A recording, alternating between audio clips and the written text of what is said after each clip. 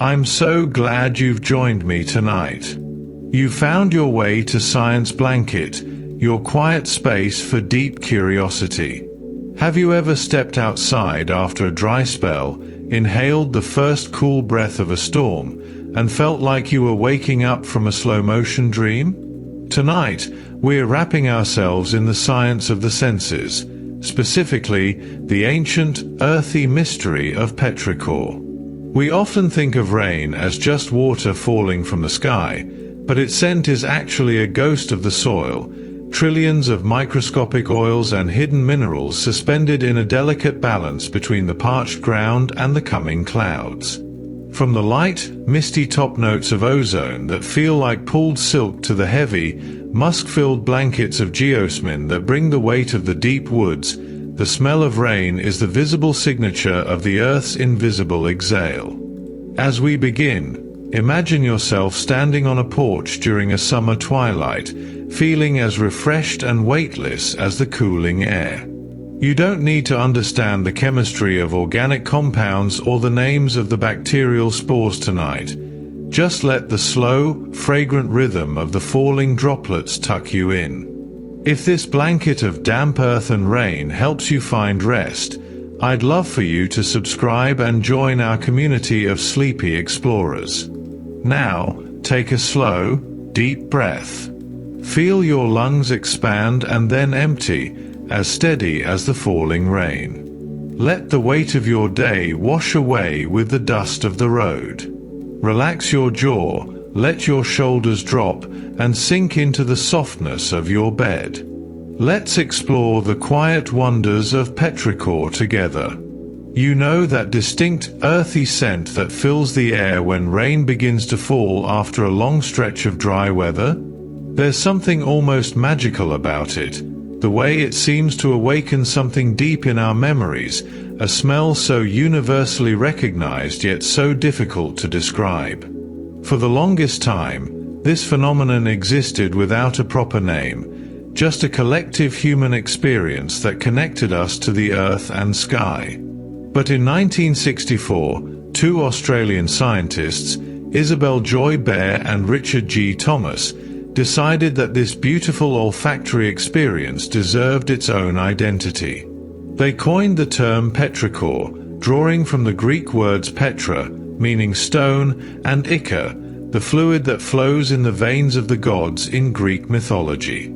It's a poetic name for something so grounded in the natural world, this essence of rain on dry earth that seems almost divine in its ability to stir something within us. But Petrichor isn't just a romantic notion or a pleasant memory. There's actual chemistry at work here, a fascinating dance of organic compounds and environmental conditions that creates this signature scent.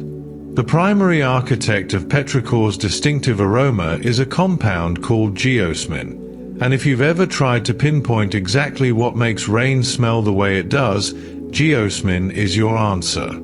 This remarkable molecule is produced by a group of soil bacteria known as Actinomycetes, ancient microorganisms that have been living in the earth for hundreds of millions of years. These aren't just any bacteria, they're incredibly important decomposers that break down organic matter in the soil, releasing nutrients and playing a crucial role in the ecosystem beneath our feet. In a way, when you smell rain, you're smelling the work of these tiny organisms, a scent signature of life itself persisting in the soil. What makes geosmin truly extraordinary is our human sensitivity to it. We can detect this compound at concentrations as low as 5 parts per trillion. To put that in perspective, that's like detecting a single drop of water in an Olympic-sized swimming pool, then multiplying that pool by 20. Our noses are incredibly, almost unbelievably attuned to geosmin, far more so than we are to most other scent molecules. Scientists believe this heightened sensitivity might be an evolutionary adaptation, perhaps helping our ancestors locate water sources or fertile soil. Whatever the reason, It means that even the tiniest amount of geosmin released into the air during a rainstorm is enough to flood our senses with that characteristic earthy smell. It's one of nature's most subtle yet powerful signals, a molecular whisper that somehow speaks volumes. The story of how geosmin makes its way from deep in the soil to your nose is all about timing and survival. Actinomycetes are remarkably resilient organisms, thriving in moist soil where they can actively break down organic matter and reproduce. But when conditions turn dry, these bacteria face a challenge.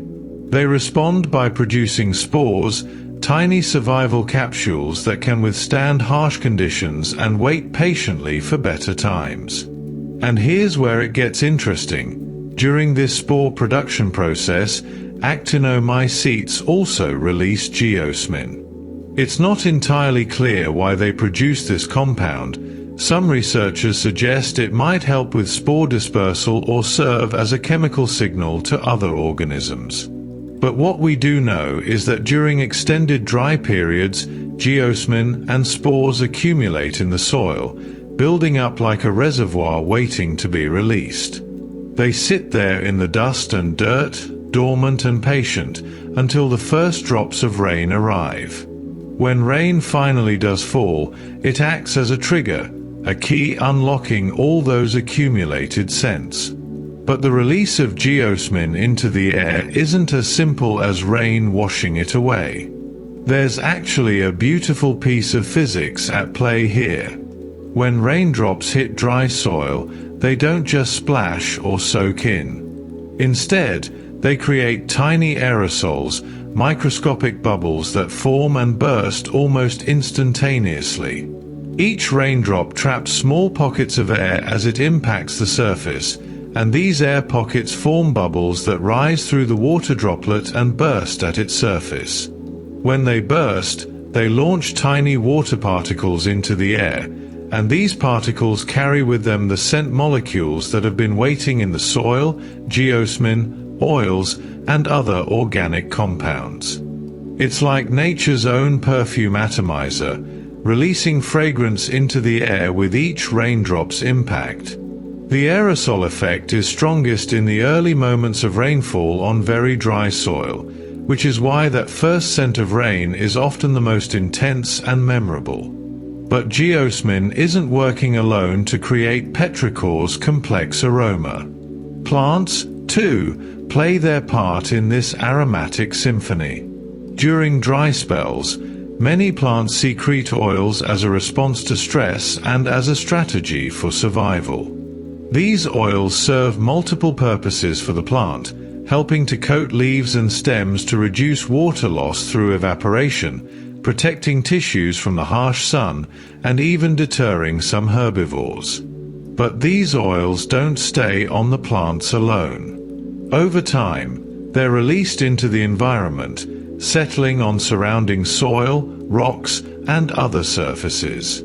They accumulate there, layer upon layer, absorbing into porous stone and mixing with the dust and earth. When you run your hand over a rock that's been baking in the sun for days or weeks, you might notice a slight warmth and a subtle scent.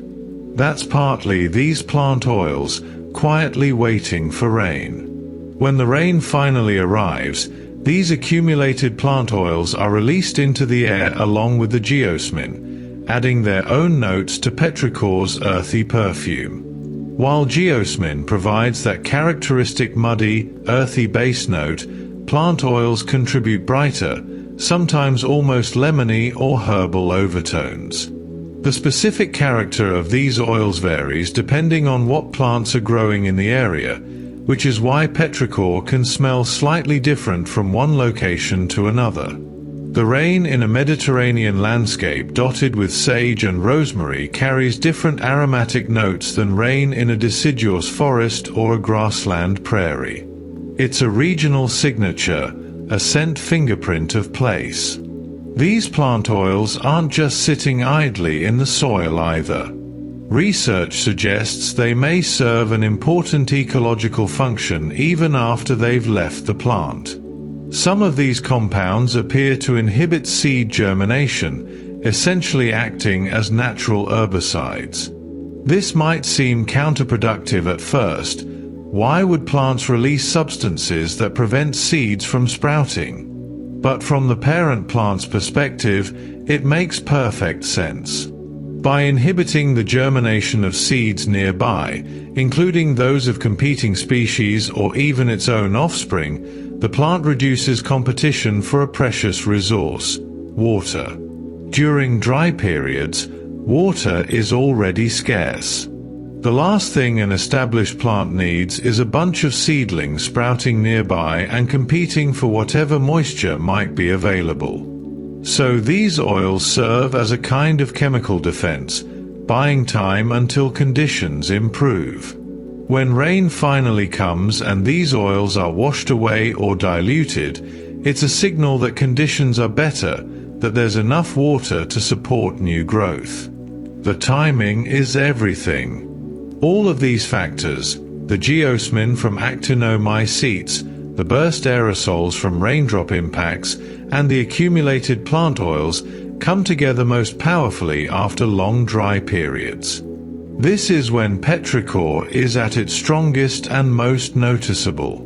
The longer the soil has been dry, the more geosmin and plant oils have accumulated, and the more dramatic the release when rain finally arrives.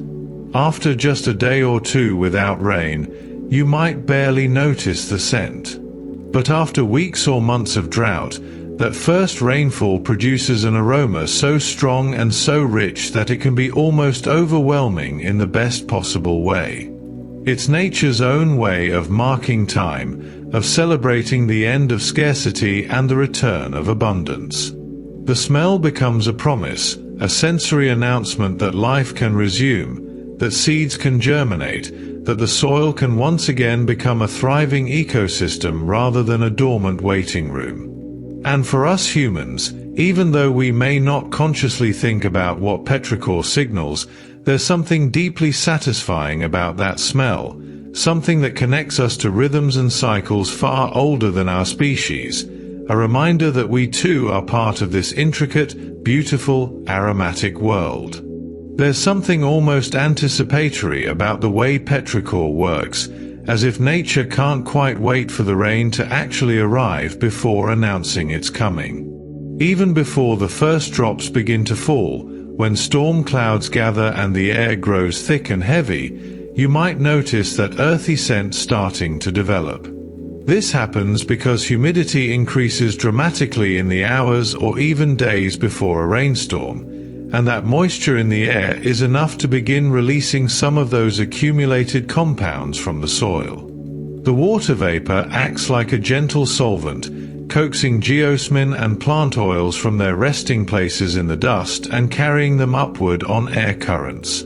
It's a preview, a trailer for the main event, and it primes our senses for what's about to come. The atmosphere becomes charged not just with electrical potential but with scent, creating an olfactory tension that mirrors the visual drama of darkening skies and distant thunder. If you've ever wondered why that smell of rain seems vaguely familiar even beyond your memories of past rainstorms, geosmin might offer an explanation.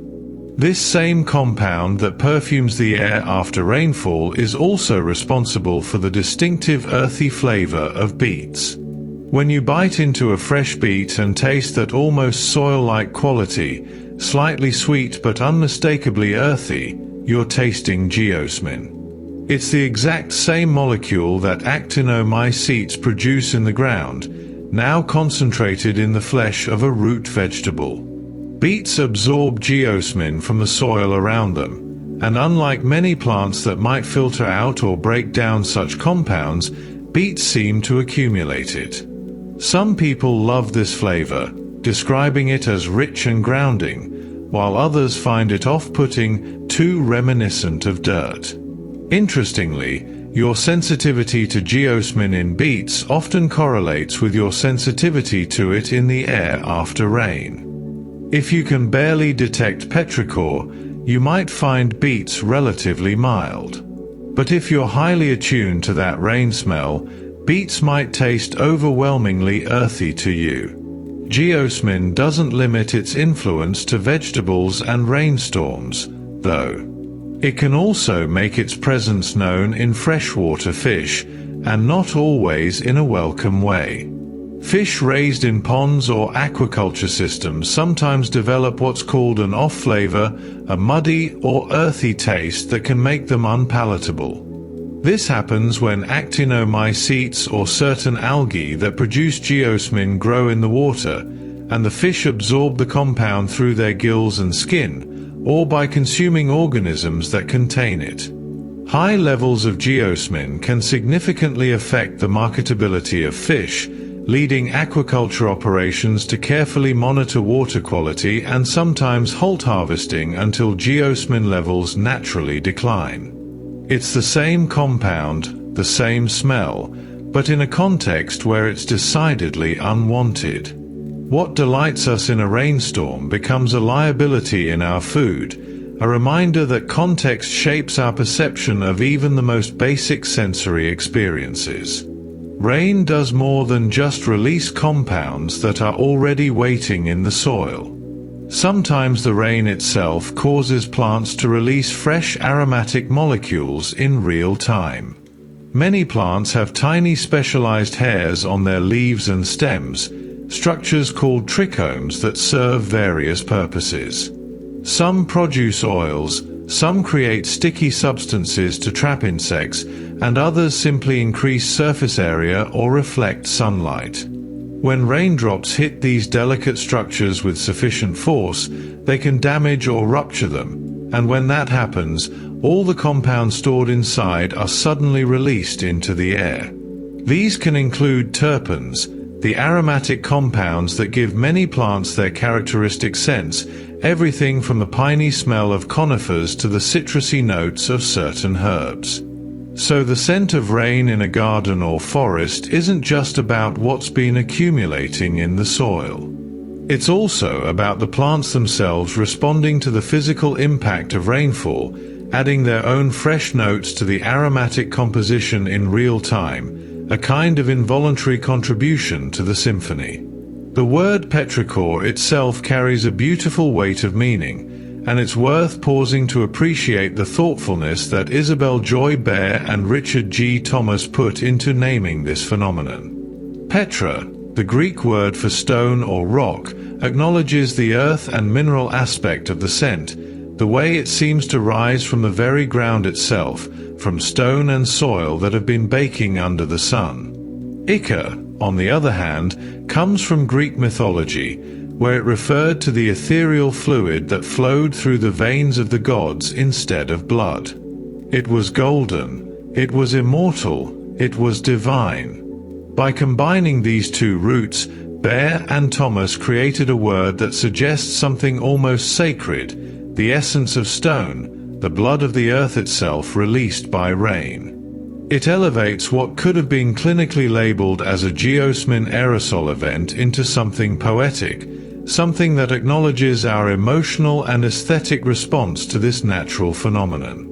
Language shapes how we think about experiences, and having a beautiful word for this beautiful smell somehow makes it feel more real, more worthy of attention and wonder. The universal appeal of petrichor hasn't gone unnoticed by the perfume industry. For decades, perfumers have attempted to capture and recreate this scent, to bottle the smell of rain so people can experience it anytime, anywhere, regardless of weather conditions. It's a challenging endeavor because petrichor is actually a complex mixture of compounds rather than a single scent, and it's experienced in a specific context of changing weather, cooling air, and shifting humidity that's impossible to fully replicate. Some perfumers use synthetic geosmin or extract it from natural sources. Others try to capture the plant oils and ozone notes separately and blend them. There are perfumes marketed as rain scents, or after the rain, or summer storm, each attempting to evoke that fresh, earthy, life-affirming aroma. The challenge lies not just in getting the chemistry right, but in triggering the same emotional and psychological response. Perfume is as much about memory and association as it is about molecules, and the smell of rain carries with it so many associations: relief after drought, childhood memories of running in puddles, the promise of growth and renewal, that recreating it in a bottle will always be an approximation of something larger and more complex. Some scientists have proposed that our love of petrichor isn't just cultural or learned, but might actually be evolutionary, written into our biology through millions of years of adaptation. The argument goes something like this: for our ancestors, the smell of rain would have been an incredibly important signal. In environments where water was scarce or seasonal, being able to detect incoming rain from a distance would have provided a significant survival advantage. It would have told them where to find fresh water to drink, where pools and streams would soon be flowing, where plants would begin to grow and attract the animals they hunted. Over countless generations, individuals who found the smell of rain pleasant and who were drawn toward it might have been more successful at finding resources, and thus more likely to survive and pass on their genes. In this view, our positive response to petrichor isn't just aesthetic appreciation but an ancient instinct, a deeply embedded signal that says water is here, life is possible, survival is more assured. It's a compelling theory, though difficult to prove definitively, but it resonates because it offers an explanation for why this scent seems to touch something primal in us, something that goes beyond mere preference into the realm of deep recognition. What happens to plants when rain arrives after a dry spell is its own kind of miracle. During drought conditions, plants enter a kind of metabolic slowdown, a survival mode where they minimize water loss and reduce their activities to the bare essentials. Photosynthesis slows, growth halts, and the plant essentially waits, conserving its resources until conditions improve. Some plants close their stomata, the tiny pores on their leaves that allow gas exchange, which prevents water from escaping but also limits their ability to take in carbon dioxide for photosynthesis. They're stuck in a holding pattern, alive but not thriving, maintaining but not growing. When rain finally comes, it's like someone flipping a switch. The water soaks into the soil, reaches the roots, and is pulled up through the plant's vascular system. Cells that were slightly deflated and stressed begin to plump up again. Stomata reopen. Photosynthesis accelerates. Growth resumes. The entire metabolic machinery of the plant shifts from conservation mode to active mode, and this transition happens remarkably quickly, often within hours of a good rain. The plant doesn't just receive water, it essentially comes back to life, and that awakening is part of what makes rain after drought such a powerful event in nature. But petrichor isn't the only scent that accompanies rain. There's another player in the aromatic drama of storms, and that's ozone. Ozone is a molecule made of 3 oxygen atoms, and while oxygen in its normal 2-atom form is odorless, ozone has a distinctive sharp, clean scent that many people associate with thunderstorms. Ozone forms in the upper atmosphere when ultraviolet light from the sun breaks apart oxygen molecules, and those free atoms then bond with other oxygen molecules to create ozone. During thunderstorms, lightning can also create ozone through the intense energy of electrical discharge. That ozone then gets carried down to ground level by downdrafts and wind currents associated with the storm. The result is that sharp, almost electric smell that often arrives just before or during a storm, particularly a thunderstorm with lots of lightning activity. It's distinct from petrichor, cleaner and sharper rather than earthy and rich, but the two often occur together, creating layers of scent that mark different stages and aspects of the storm. Interestingly, not everyone perceives ozone the same way.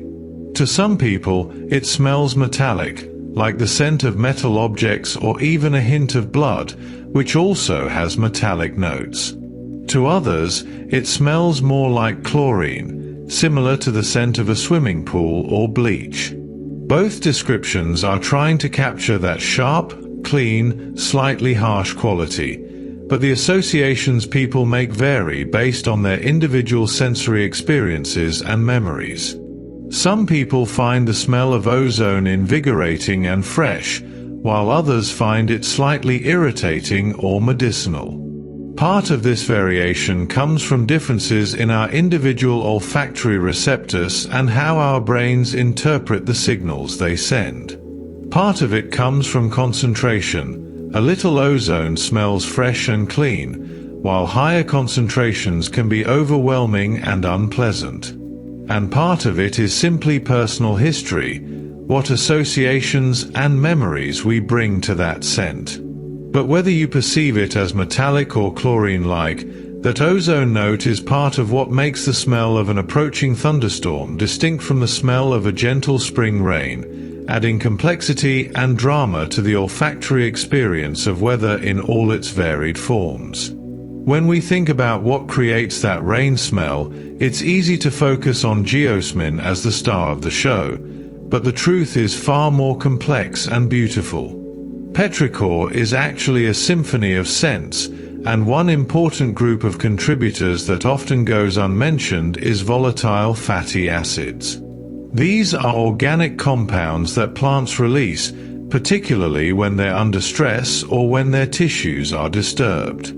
Fatty acids might not sound particularly aromatic, but in their volatile forms, they contribute subtle notes to the overall scent profile of rain. Some are slightly sweet, others have hints of wax or green vegetation, and together they add depth and complexity to what we smell. They're released from plant surfaces, from decomposing plant matter in the soil, and from the oils that plants secrete during dry periods. When rain arrives and agitates these compounds, releasing them into the air, they blend with all the other aromatic molecules to create something far richer than any single compound could produce alone. It's a reminder that nature rarely works in simple, single-note compositions, instead favoring complexity and layering, building experiences from dozens or even hundreds of individual components. So when you step outside and breathe in that distinctive smell of rain, what you're actually experiencing is a layered combination drawn from multiple sources and processes. There's the geosmin from soil bacteria, their ancient chemical signature released from the earth. There are the plant oils and volatile fatty acids, accumulated during dry times and now liberated by moisture. There's the ozone created by lightning, that sharp electric note that cuts through the earthiness. And there are countless other compounds in smaller concentrations, each adding its own subtle contribution. This is chemistry operating at the intersection of biology, meteorology, and physics, where living organisms, atmospheric conditions, and the physical properties of water droplets all come together to create a sensory experience. What's remarkable is that despite all this complexity, despite the fact that the exact mixture of compounds varies from place to place and storm to storm, we recognize it instantly as the smell of rain. Our brains have learned to identify the overall pattern rather than the individual notes, to perceive the forest rather than getting lost among the trees. The physics of how rain releases these scents is more nuanced than you might expect. It turns out that not all rain is equally effective at creating petrichor aerosols. The speed at which raindrops fall and hit the ground makes a significant difference. Slower-moving raindrops, the kind you get in a gentle rain or when drops fall from leaves after the main downpour has passed, are actually better at producing those tiny aerosols that carry scent molecules into the air. When a raindrop moves slowly, it has more time to trap air as it impacts the surface, and those air pockets form larger, more stable bubbles that rise to the surface and burst with greater effect. Fast-moving drops from a heavy downpour hit with such force that the bubble formation process is disrupted, resulting in fewer aerosols being created. So paradoxically, a light drizzle or gentle rain can actually produce stronger petrichor scents than a torrential downpour, even though the heavy rain might seem more dramatic. It's a matter of efficiency, of the optimal conditions for aerosol formation, and nature has its own particular sweet spot. This is why many people notice that light drizzle, especially that fine mist that seems to hang in the air rather than fall decisively, creates the most pronounced petrichor experience. The droplets are small, their velocity is low, and they create ideal conditions for releasing all those accumulated scent compounds without overwhelming them with sheer volume of water. A heavy rainstorm, for all its drama and power, can actually wash away or dilute the scent compounds too quickly, and the sheer quantity of water hitting the ground disrupts the delicate aerosol formation process. It's one of nature's subtle ironies that the gentlest rain often produces the strongest smell, that power and intensity don't always correlate in the ways we might expect.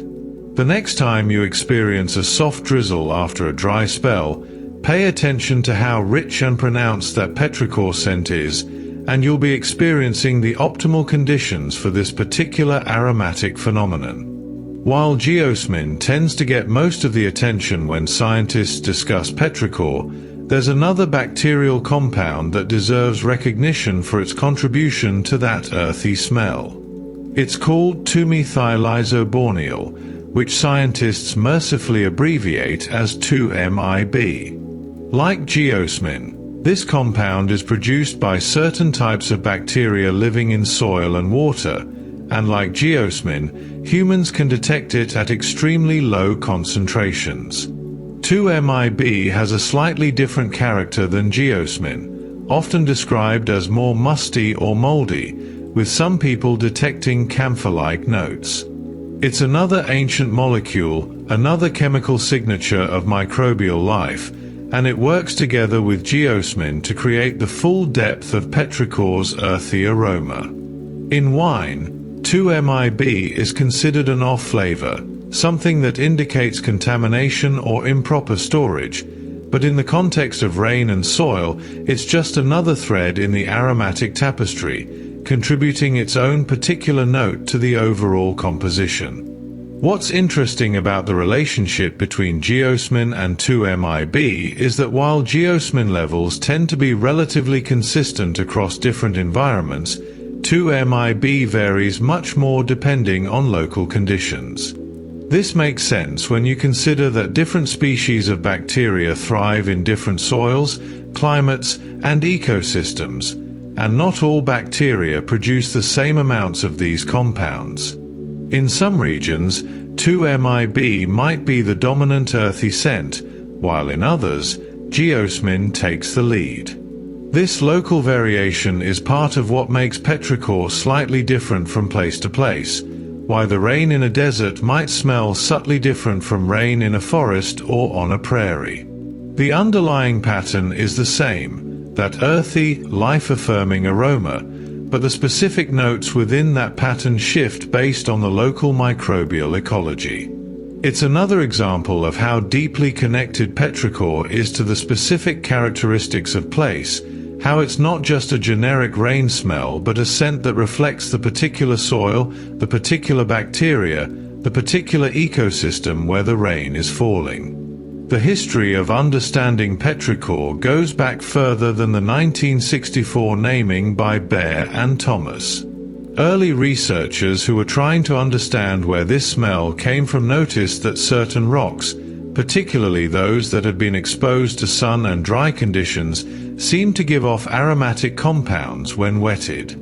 Some described these compounds as cedar-like or woody, noting that they had a resinous, slightly sweet quality reminiscent of certain trees. What these early scientists were detecting was likely a combination of the plant oils that had accumulated on rock surfaces and perhaps some of the more volatile components released by lichens and other organisms that grow on stones. They didn't yet understand the role of bacteria or the specific chemistry of geosmin, but they correctly identified that the rocks themselves, or rather the organic compounds absorbed into their porous surfaces, were part of the story. It was an important observation that helped later researchers understand that Petrichor wasn't just about soil but about the entire landscape of stone, earth, and living organisms, all contributing their chemical signatures to the air after rain. But Petrichor aerosols don't just carry pleasant scents. They also carry the bacteria themselves, along with viruses and fungal spores that live in the soil. When those bubbles burst and launch tiny droplets into the air, they're launching entire microorganisms along with them. This has implications that go beyond the merely aromatic. Some of these airborne bacteria and spores can travel considerable distances on wind currents, potentially colonizing new areas far from where they originated. This is one mechanism by which soil microorganisms spread and disperse, a kind of inadvertent migration facilitated by the physics of raindrops. For humans, this usually isn't a concern. Most soil bacteria are harmless or even beneficial, and the concentrations in the air are generally too low to cause problems. But it does mean that the air after rain contains more than just scent molecules. It contains life itself, billions of microscopic organisms suspended in the atmosphere, waiting to land and potentially establish themselves in new locations. That fresh smell of rain comes with an invisible payload of biological diversity. There's a limit to how much petrichor you can experience from a single rainfall, and it has to do with what happens when soil becomes fully saturated. During the early stages of rain, when the soil is still dry or only partially wet, the aerosol formation process works beautifully, and all those accumulated compounds are released efficiently into the air. But as rain continues and the soil becomes thoroughly soaked, something changes. The scent compounds that haven't yet been released start to dissolve directly into the water pooling in and on the soil rather than being launched into the air as aerosols. Once they're dissolved, they're essentially trapped in the water, no longer available to perfume the air. Additionally, fully saturated soil doesn't produce the same aerosol effect when raindrops hit it because there's no longer that sharp contrast between dry surface and wet droplet, no air pockets being trapped and burst. The result is that petrichor tends to fade as a rainstorm continues, strongest in the first minutes or hours and gradually diminishing as saturation increases. This is why the most intense petrichor experience often comes right at the beginning of rain after a long dry spell, and why a brief shower can sometimes smell stronger than a day-long soaking rain. From a purely chemical perspective, geosmin is a fascinating molecule.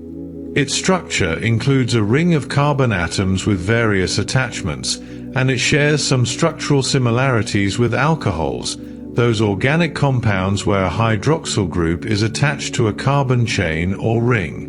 But while simple alcohols like ethanol have relatively neutral or slightly sweet, sharp smells, geosmin smells distinctly earthy and muddy. This shows how subtle changes in molecular structure can produce dramatically different sensory experiences. The specific arrangement of atoms in geosmin, the way they're positioned in three-dimensional space, determines how the molecule fits into the receptor proteins in our nose, and that fit determines what signal gets sent to our brain and what smell we perceive. It's a reminder that the world of scent operates at the molecular level, that every smell is ultimately about shape and fit, about molecules finding their way to the right receptors and triggering specific neural responses. Geosmin's particular shape, its specific arrangement of atoms, happens to fit our olfactory receptors in a way that we've evolved to perceive as earthy and associated with rain, and that molecular handshake between compound and receptor is what allows us to experience petrichor at all. The story of Petrichor becomes even more interesting when you consider that this scent isn't just a passive byproduct of bacteria and rain interacting, it might actually serve a purpose for the organisms that produce it. Some researchers have proposed that the smell of petrichor, and specifically geosmin, acts as a kind of chemical beacon that attracts other organisms to moist soil. This would make evolutionary sense from the bacteria's perspective. When Actinomycetes produce spores during dry conditions, those spores need to find their way to new locations where they can establish colonies. By releasing geosmin along with their spores, and having that scent carried on aerosols into the air, the bacteria might be advertising the presence of favorable conditions. Insects, small animals, and other organisms that are drawn to the smell of rain and damp soil might inadvertently transport spores on their bodies or through their digestive systems after consuming soil particles. It's a clever strategy, using scent as a dispersal mechanism, and it transforms geosmin from a mere aromatic curiosity into a functional tool for bacterial survival and propagation across the landscape. Bacteria aren't the only organisms contributing geosmin to the environment. In areas rich with fungi, particularly forests and woodlands where mushrooms flourish, these fungal organisms also produce geosmin as part of their metabolic processes. Mushrooms are the fruiting bodies of much larger fungal networks that thread through soil and decaying wood, and many of these fungi generate geosmin as they break down organic matter. This is why a walk through a forest after rain often has such an intensely earthy, almost mushroomy quality to the air. You're smelling the combined output of bacterial actinomycetes and fungal decomposers, both working in their own ways to recycle nutrients and both producing that same signature compound. In some fungal-rich environments, the mushroom contribution to petrichor might actually exceed the bacterial contribution, creating a particularly rich and complex version of that earthy scent. It's a reminder that fungi, often overlooked in discussions of soil ecology, are major players in the underground world, and their chemical signatures rise to meet our noses just as surely as those of bacteria. If you've ever noticed that certain leafy vegetables have a distinctly earthy taste, geosmin might be the explanation. Spinach and lettuce, along with some other greens, can accumulate geosmin from the soil they grow in, just as beets do, though usually in lower concentrations. The amount varies depending on growing conditions, soil composition, and how long the vegetables remain in the ground. Some people are more sensitive to detecting geosmin in their vegetables than others, and for those with high sensitivity, even a small amount can make greens taste noticeably earthy or muddy. It's the same compound, the same molecule that you smell in the air after rain, now present in your salad, connecting your dinner plate to the soil ecosystem in a very direct and tangible way. Farmers and agricultural researchers sometimes work to minimize geosmin in crops, knowing that consumers generally prefer vegetables without strong earthy flavors, but it's a challenge because geosmin is so widespread in agricultural soils and because plants readily absorb it through their root systems. Beyond the chemistry and biology, there's growing interest in the psychological and emotional effects of petrichor. Some researchers have begun investigating whether exposure to the smell of rain might have stress-reducing properties for certain people. The hypothesis is that because petrichor is often associated with positive outcomes, the relief of drought, the cooling of hot weather, the greening of landscapes, our brains might respond to it with a sense of calm and well-being. There's also the possibility that the scent triggers nostalgic memories of childhood, of simpler times, or of moments when we felt safe and connected to nature. While the research is still in early stages and results vary between individuals, many people report feeling more relaxed and at peace when they smell rain, particularly if they're in a natural setting rather than an urban environment. It's one of those sensory experiences that seems to bypass our rational minds and speak directly to something deeper, some part of us that remembers a time when rain was quite literally the difference between life and death, between abundance and scarcity. There's even a term for people who particularly love rain and rainy weather. They're called pluviophiles, from the Latin word for rain, pluvia. Pluviophiles are those who find joy, comfort, and even excitement in rainy days, who look forward to storms rather than dreading them, and who might even plan activities around rainy weather specifically to experience it. For many pluviophiles, the smell of rain is a significant part of the appeal. The Petrichor aroma serves as a sensory cue that heightens their enjoyment and connects them more deeply to the experience. It's fascinating how the same weather that some people find dreary and depressing can be a source of genuine happiness for others, and scent plays a not insignificant role in that difference. The smell of rain can transform a grey day from something to be endured into something to be savoured, shifting the entire emotional tone of the experience through the power of aromatic molecules and the associations they carry. When you pay close attention to the smell of rain, particularly during a thunderstorm, you might notice that the scent isn't uniform but separates into distinct notes that appear at different times. The sharp, clean smell of ozone often arrives first, carried on winds that precede the storm, that electric scent announcing that lightning is at work somewhere in the cloud system above. Then, as the first drops begin to fall, the earthy notes of geosmin emerge, rising from the soil as aerosols form and burst.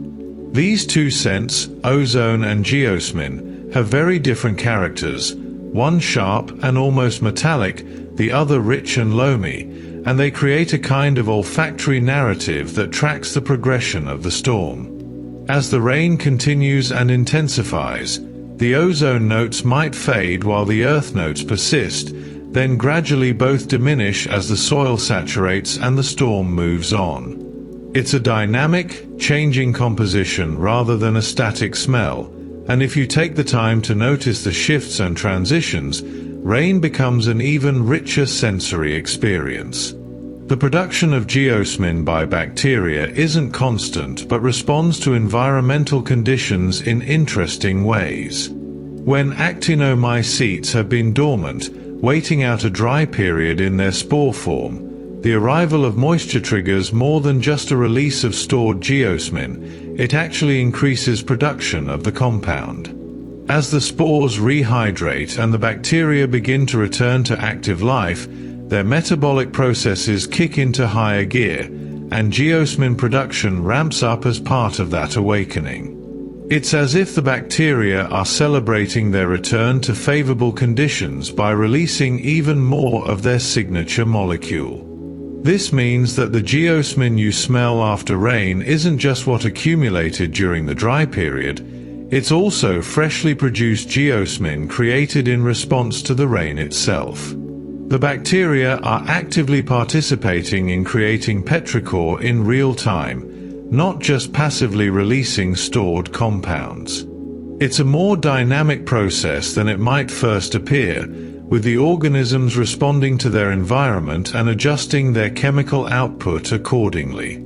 Those early studies of petrichor by Baer and Thomas revealed something interesting about the oils they extracted from rocks and soil after dry periods. When they tested these oils on plant seeds, they found that the compounds inhibited early plant growth, preventing or delaying germination and slowing the development of seedlings. At first, this might seem counterintuitive.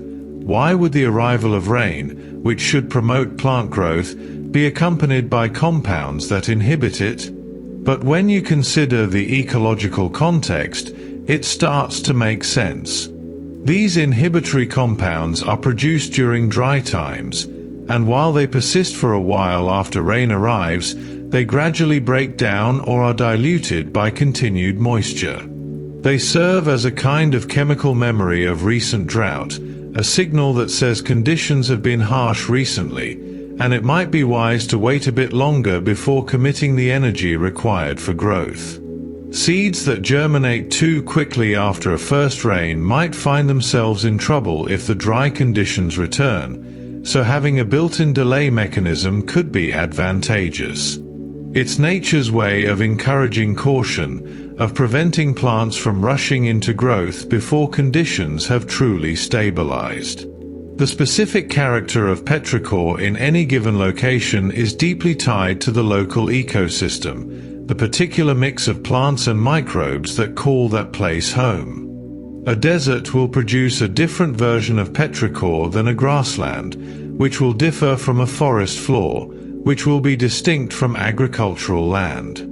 The differences come from varying ratios of geosmin to 2-MiB, different plant species contributing different oils, different fungal populations adding their own notes, and different soil chemistries affecting how all these compounds interact and are released. Regional variations in humidity, temperature, and rainfall patterns also play a role, affecting how much compounds accumulate during dry periods and how effectively they're released during rain. This means that petrichor, while universally recognizable as the smell of rain, is also a marker of place, a scent signature that varies subtly from ecosystem to ecosystem. Someone deeply familiar with a particular landscape might even be able to detect these subtle differences, recognizing the smell of rain in their home environment as distinct from rain elsewhere. The physical process of how rainwater releases these various compounds from soil is worth contemplating in its elegant simplicity. Soil, especially dry soil, is full of tiny pores and spaces between particles, and these spaces act as storage reservoirs for all those accumulated oils and bacterial compounds. When rainwater first arrives, it doesn't immediately soak through and saturate everything. Instead, it works its way into these pores gradually, and as it does, it displaces the air that was trapped there and mobilizes the compounds coating the surfaces of soil particles. The plant oils, being somewhat water-resistant, don't dissolve easily but are physically pushed out of the pores by the advancing water. The bacterial compounds like geosmin are more readily dissolved by water, so they go into solution and then get launched into the air through the aerosol process. It's a displacement mechanism combined with a dissolution mechanism, both working together to liberate scent molecules from their storage places in the soil structure. The result is that complex, layered aroma we call petrichor, released through the simple but elegant interaction of water with earth, a process that's been happening for as long as there's been rain falling on soil rich with life. Geosmin's role in nature extends far beyond simply creating a pleasant smell for humans. For many organisms, this compound serves as an important signal, carrying information about environmental conditions and potential dangers. Some research suggests that geosmin can act as a warning signal to deter predators, particularly for the bacteria that produce it. When Actinomycetes release geosmin, they're often also producing other defensive compounds, some of which are toxic or unpalatable to organisms that might consume them. The geosmin essentially becomes an advertisement of these defenses, a chemical way of saying I'm not good to eat. Predators that have learned to associate the smell of geosmin with unpleasant or toxic prey might avoid organisms or areas where they detect it. It's a form of chemical communication that operates below the level of our conscious awareness but plays out constantly in the soil ecosystem, influencing which organisms eat what and where they forage. The importance of geosmin to other species becomes even clearer when we look at how specialized some organisms are for detecting it.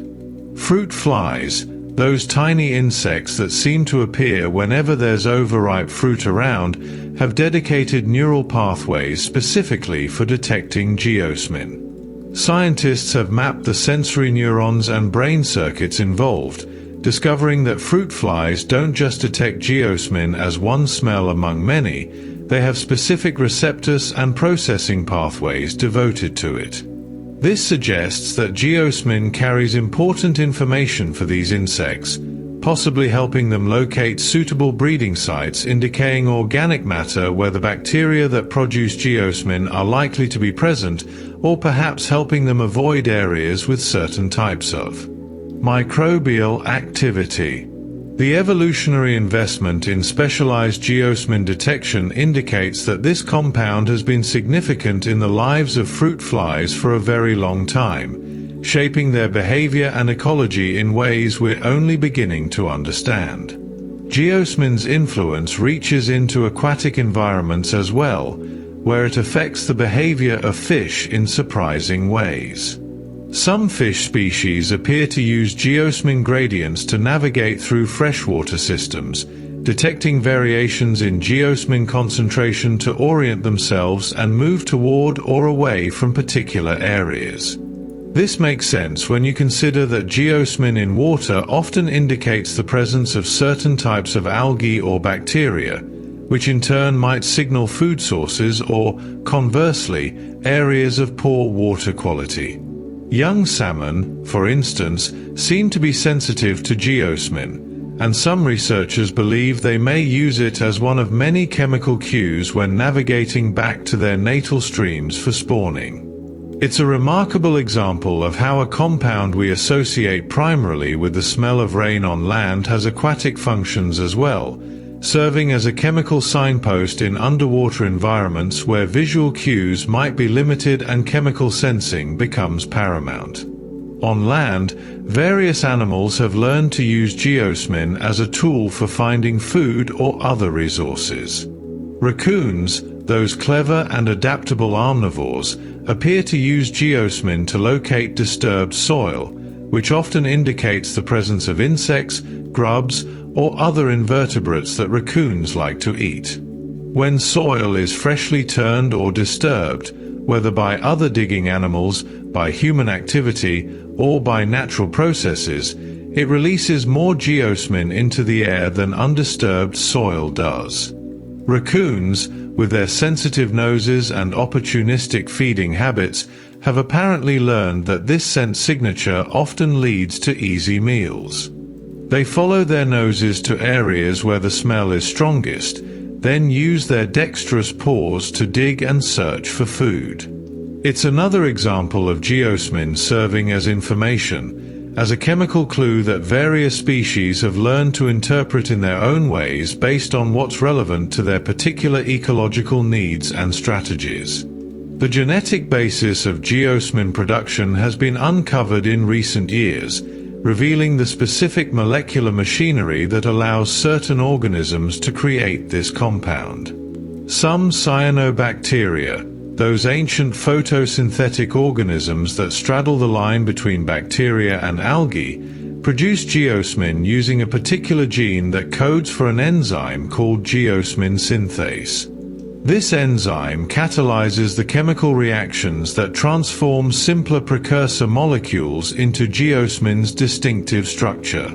What's fascinating is that this gene isn't universally present in all cyanobacteria or even in all actinomycetes. It appears to have evolved and been passed around through horizontal gene transfer, the process by which bacteria can share genetic material with each other even across different species. The fact that multiple unrelated groups of microorganisms have independently acquired or maintained the ability to produce geosmin suggests that this compound provides some adaptive advantage, though the exact nature of that advantage may vary from species to species and from environment to environment. In the world of aquaculture, where fish are raised in controlled environments for human consumption, geosmin is far from welcome. When cyanobacteria or actinomycetes grow in fish ponds or tank systems, they release geosmin into the water, and the fish living in that water absorb it through their gills and tissues.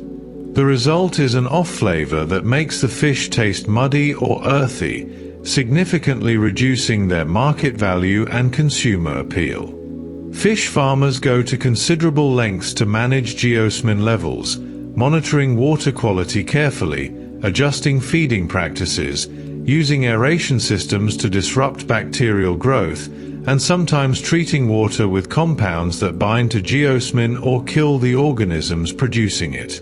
In extreme cases, farmers may have to harvest fish early or delay harvest until geosmin levels naturally decline, both options that affect profitability.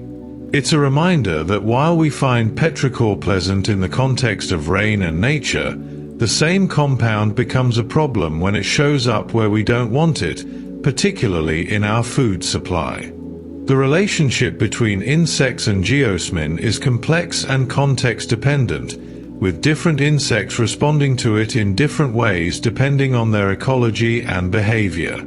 Some insects are attracted to geosmin because it signals the presence of decaying organic matter where they might find food or suitable places to lay eggs.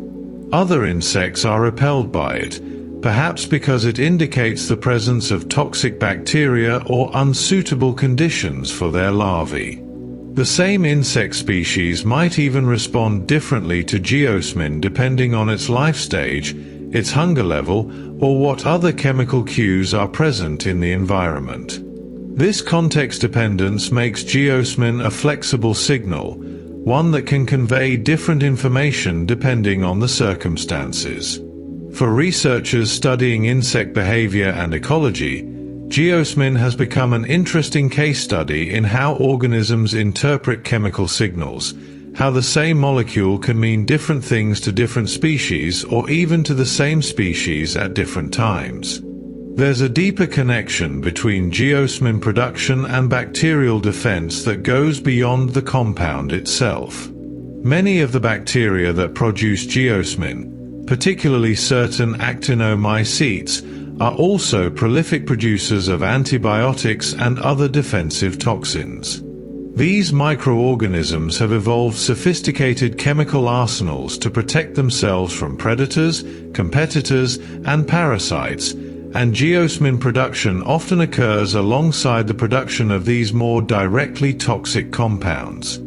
In fact, some of our most important human antibiotics, including streptomycin and many others, come from Actinomycetes, those same soil bacteria that give us petrichor. The evolutionary logic seems to be that if you're going to invest energy in producing defensive toxins, it's useful to also produce a volatile compound like geosmin that can advertise the presence of those defenses at a distance. It's chemical warfare combined with chemical communication, and it's been playing out in the soil for hundreds of millions of years, long before humans evolved to appreciate the smell. You don't always need actual rainfall to experience petrichor. Sometimes, when humidity rises dramatically before a storm, that moisture in the air is sufficient to release scent compounds from the soil even before the first drops fall. This pre-rain petrichor can be quite pronounced, especially after extended dry periods when large amounts of geosmin and plant oils have accumulated. The water vapor in increasingly humid air acts as a gentle solvent, coaxing volatile compounds from the surfaces where they've been resting and carrying them upward into the atmosphere. In some ways, this humidity-released petrichor is even more evocative than the rain-released version because it's more subtle, more mysterious, a promise of rain rather than the reality of it. The air becomes charged not just with moisture but with anticipation, and that scent of coming rain can be detected minutes or even hours before precipitation actually begins. It's nature's way of announcing what's about to happen, giving animals and plants a chance to prepare for the changing conditions. Because petrichor compounds are volatile and carried on air currents, the scent of an approaching storm can travel considerable distances downwind, arriving in areas where the sky is still clear and the rain hasn't yet reached. If you're standing in sunshine but there's a storm system moving toward you from upwind, you might smell rain long before you see any evidence of it overhead. The winds associated with storm fronts push that petrichor-laden air ahead of the precipitation, sometimes by miles, creating a disconnect between what you smell and what you see. This phenomenon would have been particularly useful to our ancestors, providing advance warning of approaching weather and giving them time to seek shelter or prepare in other ways. Even today, in rural areas far from weather forecasts and radar, people sometimes rely on this olfactory early warning system, trusting their noses to tell them when rain is coming. The scent travels on the wind like a messenger, carrying news of changing conditions from places where rain is already falling to places where it will soon arrive, connecting distant locations through the invisible medium of aromatic molecules suspended in moving air. The bacteria responsible for much of petrichor belong to a broader group called actinobacteria, and their role in soil ecosystems extends far beyond simply creating pleasant smells. These microorganisms are among nature's most important recyclers, breaking down complex organic matter like dead leaves, fallen branches, and deceased organisms into simpler compounds that plants can use as nutrients. As they go about this essential work of decomposition, consuming organic carbon and nitrogen and releasing nutrients back into the soil, they produce geosmin and other compounds as metabolic byproducts. So in a very real sense, when you smell petrichor, you're smelling the process of decomposition and nutrient cycling, the fundamental work that keeps ecosystems functioning and fertile. It's a reminder that decay isn't something separate from life but an essential part of it, that the ending of one organism provides the raw materials for countless others, and that even the most pleasant smells can have their origins in processes we might not immediately think of as beautiful. The intensity of petrichor isn't constant throughout a rainstorm but follows its own arc, typically peaking early and then gradually fading. As rain continues to fall, it dilutes the geosmin and other scent compounds, both in the air and in the soil where they originate. The concentration of these molecules drops as they're dispersed by wind and washed away by water, and our noses detect this decrease as a fading of the scent. What started as an overwhelming wave of earthiness becomes a subtle background note, then eventually disappears almost entirely as the storm progresses. This fading happens relatively quickly, sometimes within minutes of the rain's arrival, which is part of what makes that initial burst of petrichor so special and fleeting. It's a transient experience, here and then gone, which perhaps adds to its emotional impact. We can't hold on to it or preserve it exactly as it occurs. We can only experience it in the moment and then carry the memory of it forward until the next rain arrives. The weather conditions that typically precede rainfall contribute to petrichor's intensity in ways that go beyond simply releasing the compounds. Cool, dense air that often moves in ahead of a storm front has a tendency to settle close to the ground, and this creates a kind of olfactory sealing that traps scent molecules in the layer of atmosphere where we're breathing. Instead of rising and dispersing quickly into the upper atmosphere, the aromatic compounds released by approaching rain stay concentrated in that low layer of cool air, right at nose level for humans and other animals. This meteorological quirk means that we experience petrichor more intensely than we would if the same compounds were released on a hot, sunny day when rising air currents would quickly carry them away. The physics of air temperature and density conspire with the chemistry of geosmin to create optimal conditions for smelling rain, turning what could be a dispersed and barely detectable scent into something rich and pronounced. There's another atmospheric factor that intensifies petrichor, and it has to do with how water vapor affects the movement of scent molecules through air. In dry conditions, odor molecules diffuse relatively quickly, spreading out and becoming diluted as they move away from their source. But when humidity is high and the air is laden with water vapor, as it is before and during rain, that diffusion process slows down. The water molecules in the air essentially get in the way of the odor molecules trying to move through it, creating a kind of resistance that keeps scents more concentrated near their point of origin. This means that the geosmin, plant oils, and other petrichor compounds released by rain don't disperse as rapidly as they would in dry air, and they remain detectable at higher concentrations for longer periods. The very moisture that releases these compounds also helps keep them from dissipating too quickly, creating a feedback loop that maximizes our olfactory experience of rain. It's an elegant bit of atmospheric chemistry that works in favor of petrichor's intensity and persistence. While cyanobacteria as a group are capable of producing geosmin, not all species or strains have this ability.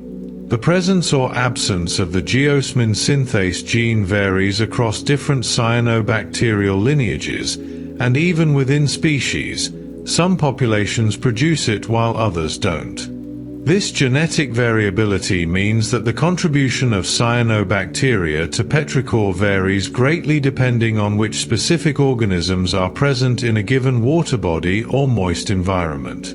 In some lakes and streams, cyanobacteria might be the dominant source of geosmin, while in others they contribute little or none at all. Understanding this variation is important for water quality management, since cyanobacterial blooms can cause major geosmin problems in reservoirs and drinking water supplies, but only if the blooming species happen to be geosmin producers. It's another example of how biological diversity matters at the finest scales, how differences at the genetic and species level can have tangible impacts on the chemical character of entire ecosystems. The human sense of smell is mediated by hundreds of different olfactory receptors, each specialized to detect particular types of molecules or molecular structures. Among these many receptors, scientists have identified a specific one that appears to be dedicated primarily to detecting geosmin. This receptor, when it encounters a geosmin molecule, undergoes a shape change that triggers a signal to the brain, and that signal is interpreted as the earthy, muddy smell we associate with soil and rain. The fact that we have a dedicated receptor for this one compound, rather than detecting it through more general-purpose receptors, suggests that geosmin has been important to human ecology and survival for a very long time. Our ancestors' ability to detect geosmin might have helped them locate water sources, identify fertile soil for cultivation, or recognize environmental conditions favorable for foraging and hunting. Evolution has essentially hardwired this particular smell into our sensory apparatus, making us exquisitely sensitive to a molecule produced by ancient soil bacteria, connecting us chemically and neurologically to the microbial world beneath our feet. While we enjoy geosmin in the context of rain and nature, the same compound becomes highly undesirable when it contaminates water supplies. Municipal water treatment facilities monitor for geosmin because even tiny concentrations can cause musty, unpleasant odors in drinking water that consumers find objectionable. The problem usually arises when cyanobacteria or actinobacteria grow in reservoirs, particularly during warm months when conditions favor their proliferation. The geosmin they produce doesn't pose a health risk. It's not toxic at the concentrations typically encountered, but it makes water taste and smell bad enough that people won't want to drink it. Removing geosmin from water is challenging because it's resistant to many conventional treatment processes. Activated carbon filtration can absorb it, and some advanced oxidation methods can break it down, but these solutions add cost and complexity to water treatment. It's a situation where our extreme sensitivity to geosmin, normally an asset, becomes a liability, as we can detect the compound at levels far below what most treatment processes can reliably remove. Before Baer and Thomas gave us the elegant term petrichor in 1964, this phenomenon had other names, though none quite as poetic or widely adopted. Some early researchers referred to it as argillaceous odor, argillaceous being a term that refers to clay or having the properties of clay. It was a descriptive name that captured the earthy, mineral quality of the scent, connecting it directly to the soil from which it arose. But argillaceous odor never caught on in popular usage, perhaps because it was too technical, too much of a mouthful, lacking the lyrical quality that helps a term spread beyond scientific circles.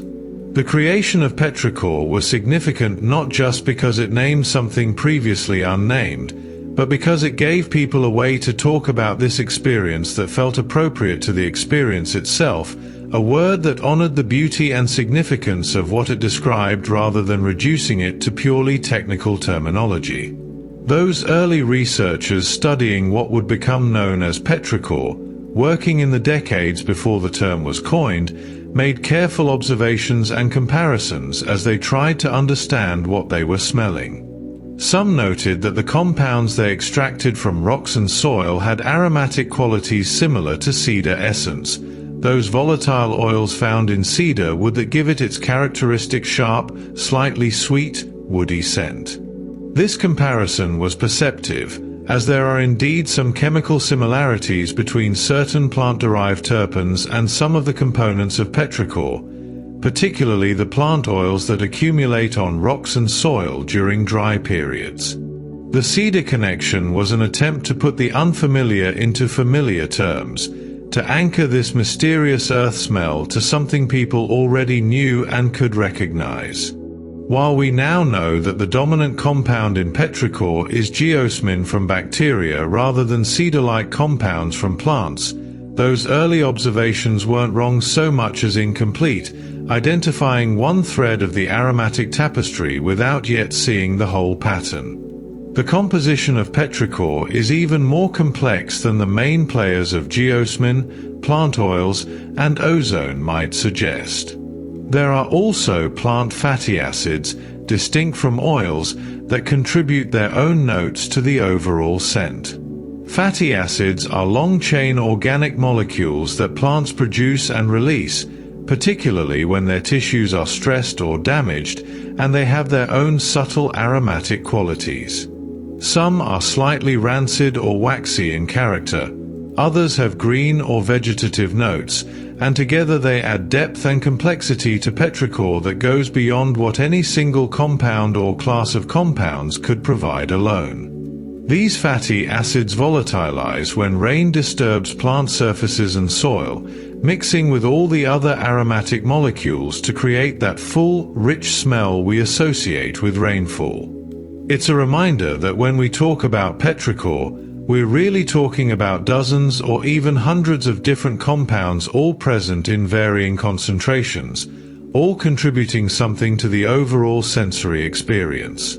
Nature rarely works in simple, single-ingredient formulas but instead creates complex blends, and Petrichor is no exception, a masterwork of natural perfumery composed by bacteria, plants, lightning, and the physics of falling rain.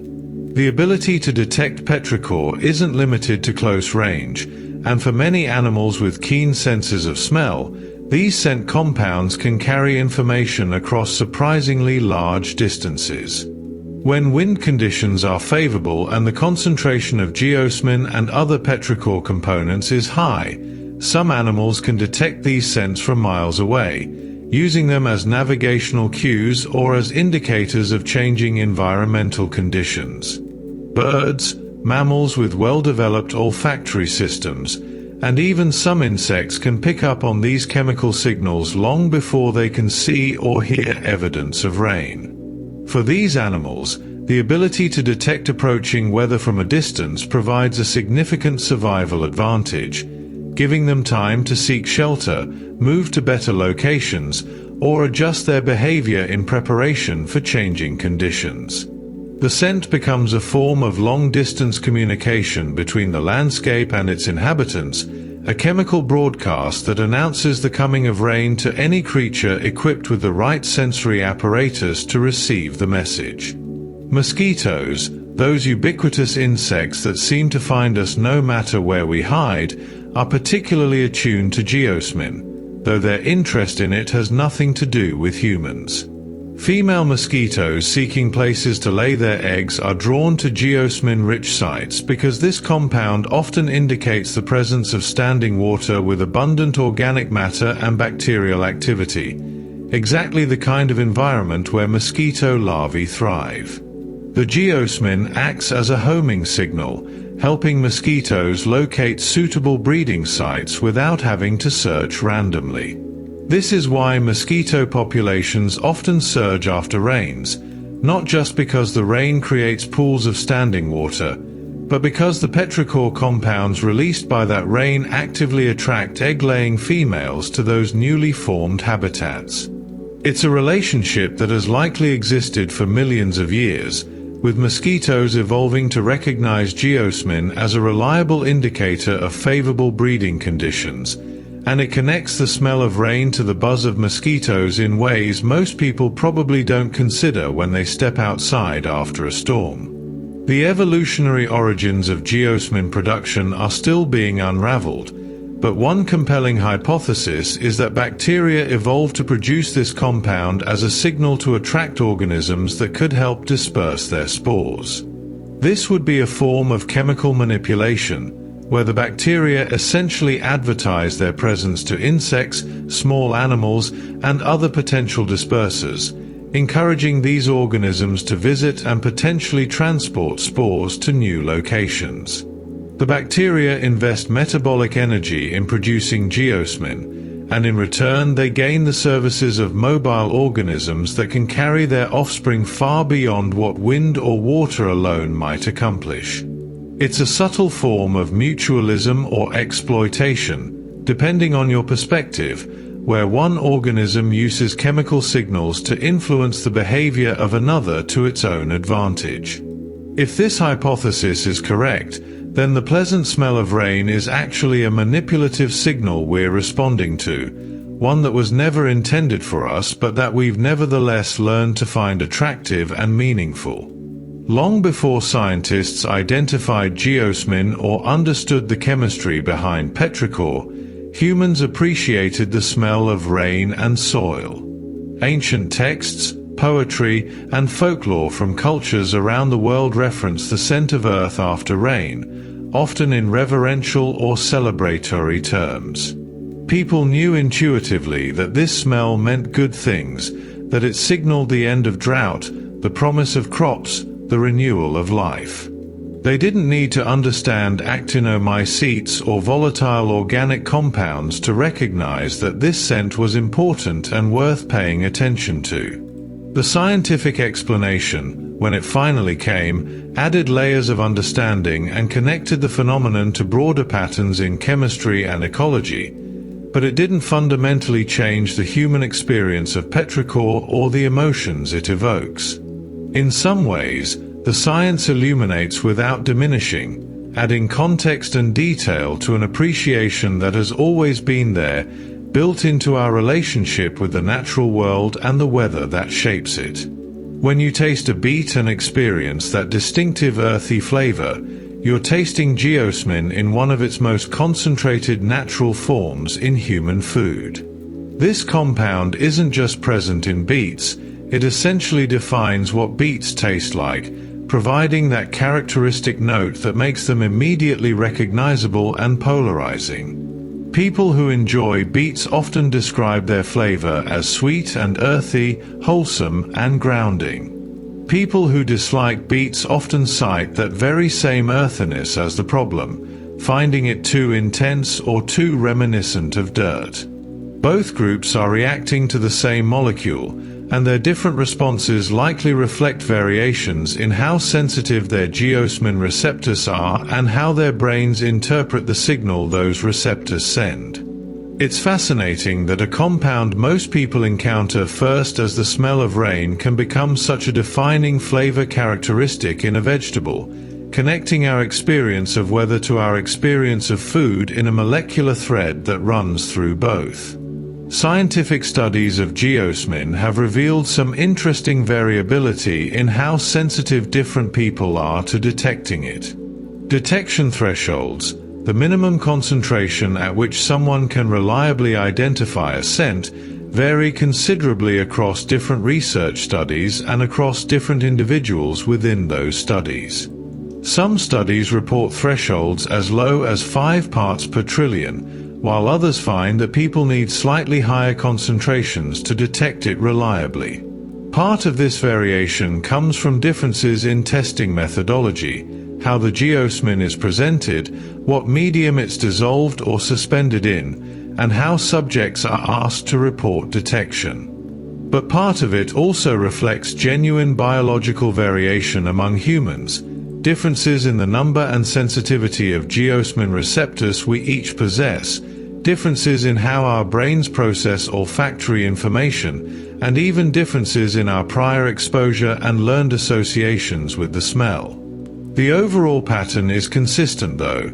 Humans as a species are extraordinarily sensitive to geosmin compared to most other scent compounds, even if there's some individual variation in exactly how sensitive any particular person might be.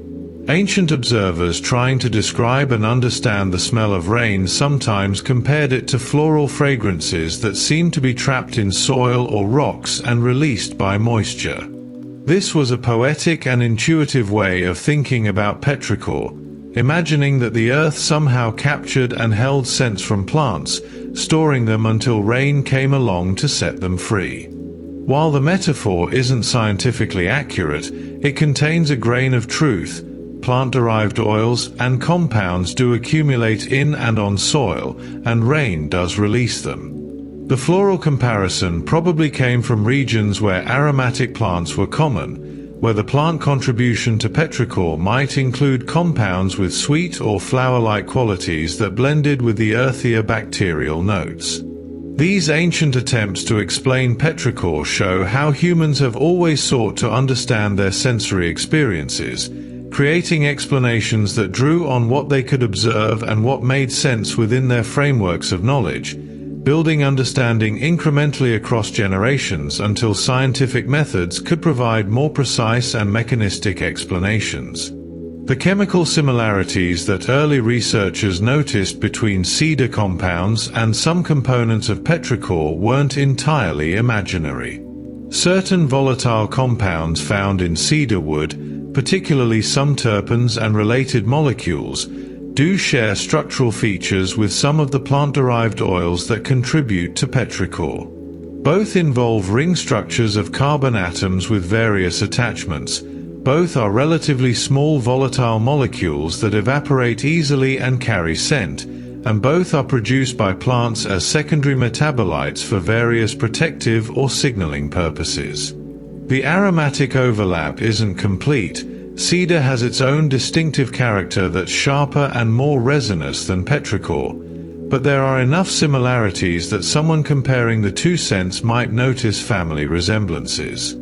It's a reminder that the chemistry of scent isn't infinitely variable but works within certain structural patterns, and molecules with similar shapes and properties often produce related olfactory experiences, even when they come from completely different sources and serve different ecological functions. In evolutionary terms, Petrichor likely served as an important signal of fertile land for early animals, including the ancestors of modern humans. The ability to detect geosmin and associate it with productive environments where water was available, where plants were growing, and where prey animals were likely to congregate, would have provided survival advantages.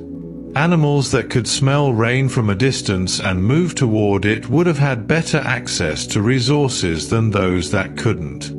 Those that learned to associate the earthy smell of moist soil with areas where food was abundant would have been more successful foragers.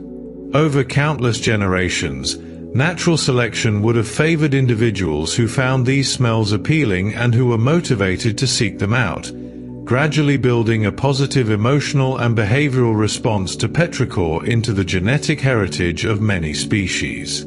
This would explain why so many different animals, from insects to mammals, respond to geosmin and why we humans tend to find it pleasant. We're all responding to ancient signals that once meant the difference between scarcity and abundance, between life and death. There's a subtle physical phenomenon that happens to soil in the hours before rain arrives that contributes to the early release of petrichor compounds even before precipitation begins. As humidity increases dramatically in advance of a storm, soil particles absorb moisture from the air and undergo slight expansion. This expansion is minimal, almost imperceptible, but it's enough to shift the structure of the soil matrix slightly, opening tiny channels and releasing some of the oils and compounds that have been trapped in pores and on particle surfaces. It's as if the soil is taking a deep breath, swelling slightly with moisture, and in that expansion it releases some of its aromatic burden. This pre-rain release adds to the petrichor carried by humidity itself, creating that characteristic scent of approaching rain that can arrive long before the first drops fall. The soil is responding to the atmosphere, and that response has an aromatic dimension that we detect and recognize, often without consciously realizing that we're smelling not just moisture but the Earth's physical response to that moisture, a kind of molecular exhale that announces the coming change in weather. The relationship between insects and geosmin reveals some fascinating evolutionary strategies and adaptations. While many geosmin-producing bacteria also create defensive toxins to protect themselves from being consumed, certain insects have evolved the ability to ignore or tolerate these toxins while still responding to the geosmin signal. For these insects, geosmin serves as a useful indicator of food sources, breeding sites, or other resources, and they've developed biochemical mechanisms to neutralize or withstand the toxins that would deter other predators. It's an evolutionary arms race, with bacteria evolving both chemical weapons and chemical advertisements, and insects evolving countermeasures that allow them to exploit the very organisms trying to defend themselves. Some insects can even sequester bacterial toxins for their own defense, borrowing the bacteria's chemical arsenal for their own protection against predators higher up the food chain. The geosmin becomes a beacon that leads these specialized insects to exactly the resources they need, toxins and all, demonstrating how chemical signals can serve multiple purposes simultaneously in complex ecological relationships. Geosmin isn't a rare or exotic compound found only in special environments. It's actually widespread in healthy soils across the entire planet. From tropical rainforests to temperate grasslands, from desert margins to alpine meadows, wherever there's soil with active bacterial communities, geosmin is likely present. This global distribution speaks to the ancient origins of geosmin-producing bacteria and their fundamental role in soil ecosystems everywhere. The Actinomycetes and other microorganisms that create geosmin are among the most successful and ubiquitous life forms on Earth, inhabiting virtually every terrestrial environment where life can persist. This means that petrichor, in its various regional variations, is truly a universal phenomenon, experienced by people in every inhabited continent and climate zone. The specific character of the scent might shift based on local conditions and the particular mix of organisms present, but that underlying earthy quality from geosmin remains constant, a shared olfactory experience that connects humans across cultures, geographies, and histories. The smell of rain in cities has its own particular character, subtly different from rain in natural environments, and much of that difference comes from what the rain encounters when it falls. On asphalt and concrete, rain doesn't just release geosmin and plant oils from soil, it also mobilizes urban residues, oils from vehicles that have accumulated on road surfaces, traces of industrial pollution, cleaning chemicals from buildings, and countless other compounds that are part of the urban chemical landscape. These urban residues add their own notes to the scent of city rain, sometimes creating sharp or chemical overtones that overlay the earthier petrichor notes. In heavily polluted areas, the smell of rain might be less pleasant than in natural settings, dominated by petroleum products and industrial compounds rather than the organic earthiness we typically associate with rainfall.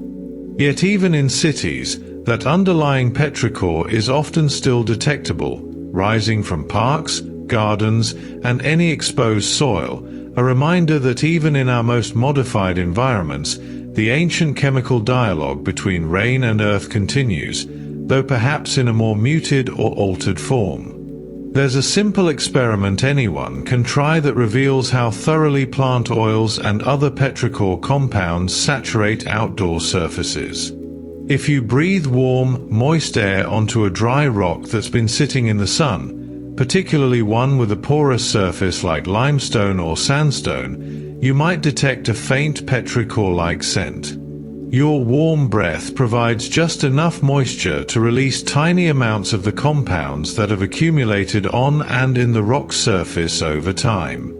It's a miniature version of what happens during rainfall, but powered by your own exhalation rather than by clouds and weather systems. The scent is usually subtle, far less intense than what you'd experience after actual rain, but it's there, a testament to how pervasive these compounds are in outdoor environments and how readily they respond to even minimal moisture. It's petrichor in microcosm, a personal and intimate encounter with the same chemistry that creates that rain-wash smell on a larger scale.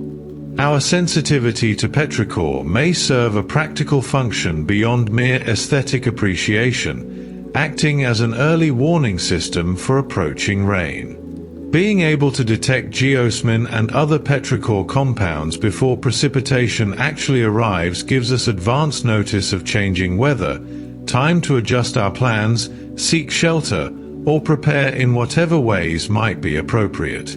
For our ancestors living without weather forecasts or meteorological instruments, this olfactory early warning system would have been genuinely valuable, perhaps helping them protect food stores, secure shelters, or make decisions about travel and foraging. Even today, in an age of sophisticated weather prediction, there's something primal and satisfying about sensing approaching rain with your own nose rather than learning about it from a screen or a broadcast. It connects us to older, more direct ways of knowing the world, to sensory skills that evolution embedded in our biology long before technology offered alternative methods of gathering the same information. Context profoundly shapes our perception of geosmin and whether we find it pleasant or off-putting. The exact same compound that smells wonderful when encountered as petrichor rising from soil can smell unpleasant when detected on concrete or in other urban contexts. Part of this is about expectation and association. We expect Earth to smell earthy, so geosmin in that context feels appropriate and satisfying. But we expect concrete and urban materials to smell neutral or perhaps like stone and minerals, so encountering a strong earthy, organic smell in that context feels wrong, out of place, possibly indicating decay or contamination. There may also be differences in the concentration and in what other compounds are present. Geosmin mixed with urban pollutants and chemical residues creates a different overall impression than geosmin mixed with plant oils and ozone. Our brains are constantly evaluating smells not just for what they are chemically but for what they mean contextually, whether they fit the patterns and expectations we've learned to associate with particular environments, and the same molecule can receive very different evaluations depending on where and when we encounter it. When we talk about the sources of petrichor, Actinomycetes deserve special recognition as the major terrestrial producers of geosmin. These remarkable bacteria are everywhere in soil, making up a significant portion of the microbial biomass in most terrestrial ecosystems. They're particularly abundant in the upper layers of soil where organic matter is being actively decomposed, and their populations can number in the billions per gram of healthy soil. Their contribution to the nitrogen cycle, to the breakdown of tough plant materials like cellulose and lignin, and to the production of natural antibiotics makes them ecologically invaluable, and their production of geosmin is just one small aspect of their larger role in terrestrial ecosystems. Yet it's this aromatic byproduct that has captured human attention and given these microscopic organisms a presence in human culture and language through Petrichor. It's a reminder of how the smallest organisms can have outsized impacts on our experience of the world, how bacteria we can't see and mostly don't think about are actively shaping one of our most evocative sensory experiences. The plant oils that contribute to Petrichor aren't just passive participants in creating pleasant smells, they serve active ecological functions that affect plant community dynamics and survival strategies.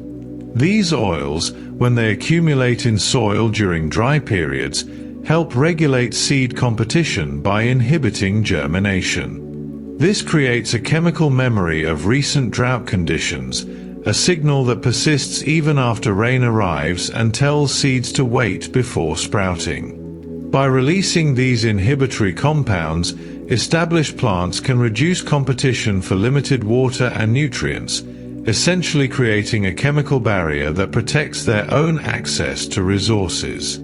The oils wash away or break down over time as continued moisture demonstrates that conditions have truly improved, gradually lifting the inhibition and allowing germination to proceed when the timing is more favorable. It's a sophisticated system of chemical communication and competitive strategy, hidden in plain sight within the pleasant smell we associate with rainfall, a reminder that even the most innocuous-seeming natural phenomena often serve multiple complex functions in the ecosystems where they occur. The increase in humidity that precedes rainfall doesn't just release compounds that have been waiting in the soil, it can actually trigger changes in microbial metabolic activity. As moisture in the air rises and begins to condense on soil particles and organic matter, dormant or slow metabolism bacteria sense the change in their environment and begin ramping up their activity in preparation for the more favorable conditions that rain will bring. This metabolic activation can lead to increased production of geosmin and other compounds even before rain arrives, adding to the pre-rain petrichor from other sources. The bacteria are essentially waking up, shifting from survival mode to active mode, and that transition has a chemical signature that contributes to the overall scent profile of approaching weather. It's a dynamic process rather than a static release, with living organisms responding to environmental cues and adjusting their behavior and metabolism in real time. And those adjustments have aromatic consequences that we detect and interpret as harbingers of rain. The ability to detect geosmin isn't unique to humans but appears to be deeply rooted in mammalian evolution, shared across many different species that may have little else in common. Studies have found that various mammals respond to geosmin, suggesting that the neural circuitry and receptor proteins for detecting this compound evolved early in mammalian history and were then inherited by descendant lineages. This makes sense from an evolutionary perspective. The ability to detect water, fertile soil, and favorable environmental conditions would have been valuable to early mammals and would have been maintained by natural selection across millions of years of evolution and diversification. So when we smell petrichor and feel drawn to it, we're engaging sensory systems that connect us not just to our immediate human ancestors but to the entire mammalian lineage stretching back tens of millions of years. That ancient olfactory capability, refined and maintained across countless generations, still functions in us today, allowing us to smell rain the way our distant ancestors did, responding to the same molecular signals that guided their behavior and informed their understanding of the world around them. The scientific curiosity about the smell of rain and soil stretches back much further than the 1960s when petrichor received its name. Early scientists, working in the 18th and 19th centuries, documented soil odors in their notes and publications, recognizing that there was something distinctive and worth investigating about the way Earth smelled, particularly after it had been dry and then received moisture. These early observers didn't have the analytical tools to identify specific compounds or understand the microbial sources, but they recorded careful descriptions of the phenomenon, noting variations based on soil type, climate, and vegetation. Their work laid the groundwork for later researchers who would have access to more sophisticated chemistry and would eventually identify geosmin and other specific molecules. Science builds incrementally, with each generation of researchers adding to what came before, and the story of Petrichor is no exception, reaching back through centuries of observation and inquiry before arriving at our current understanding. By the 19th century, chemists were beginning to apply more systematic methods to studying natural phenomena, and some turned their attention to that unique smell of Earth that everyone recognized but no one could quite explain. Working with the tools and techniques available to them, distillation, extraction with various solvents, basic chemical tests, they attempted to isolate and characterize the compounds responsible for soil's aroma. Their descriptions, written in the formal scientific language of their era, capture something of their fascination with this everyday mystery.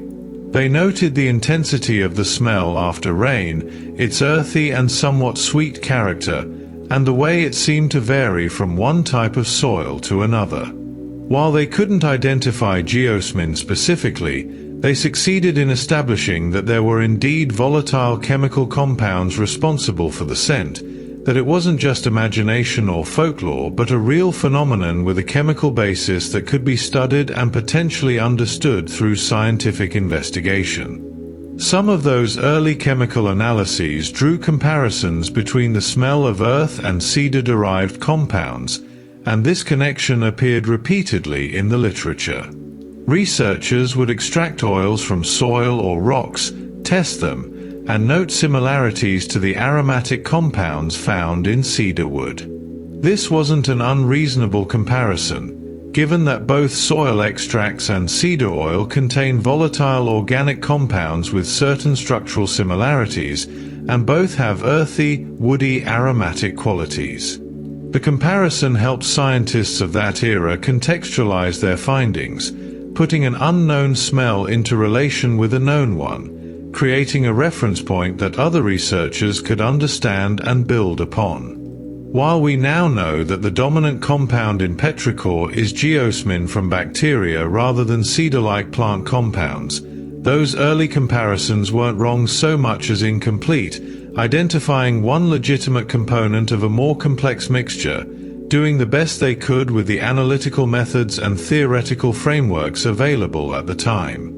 The name geosmin itself is beautifully descriptive, coming from the Greek words for earth and smell. When scientists finally isolated and identified this particular compound, they gave it a name that captured its most salient characteristic, that it literally smells like earth.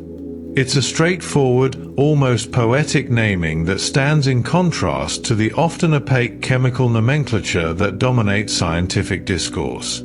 The systematic chemical name for geosmin is much longer and more complex, involving numbers and Greek letters and structural descriptors that only specialists can parse easily, but geosmin, earth smell, that's a name anyone can understand and remember. It honors the sensory experience while also locating the compound in its natural context, acknowledging that this isn't just an abstract molecule but something intimately connected to soil, to the ground beneath our feet, to the smell that rises after rain and connects us to the living earth. The biochemical pathway by which organisms produce geosmin has been worked out in considerable detail, revealing an elegant two-step enzymatic process. First, an enzyme converts a precursor molecule, a relatively simple organic compound that the organism has on hand from other metabolic processes, into an intermediate form. Then a second enzymatic step converts that intermediate into geosmin itself, adding the finishing touches that give the molecule its distinctive structure and properties. These enzymes are remarkably specific, catalyzing these particular reactions with great efficiency and precision.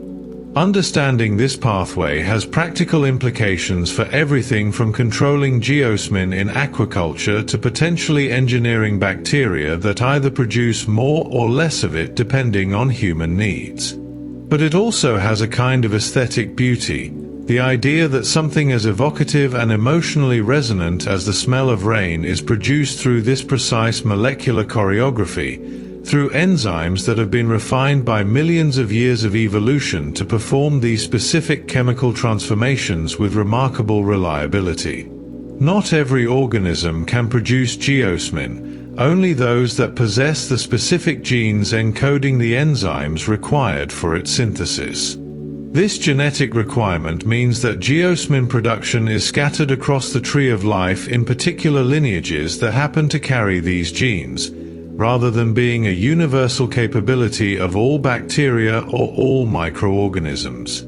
The genes can be transferred between species through horizontal gene transfer, that process by which bacteria share genetic material, so the distribution of geosmin-producing capability doesn't perfectly follow taxonomic lines but shows up in surprising places sometimes. Some closely related bacterial species differ in their ability to produce geosmin because one has the genes and the other doesn't.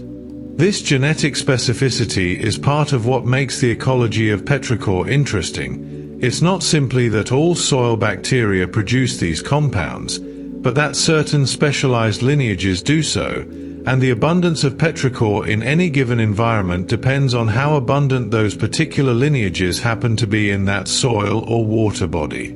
The enzymatic machinery for geosmin production shows some fascinating variations across different organisms.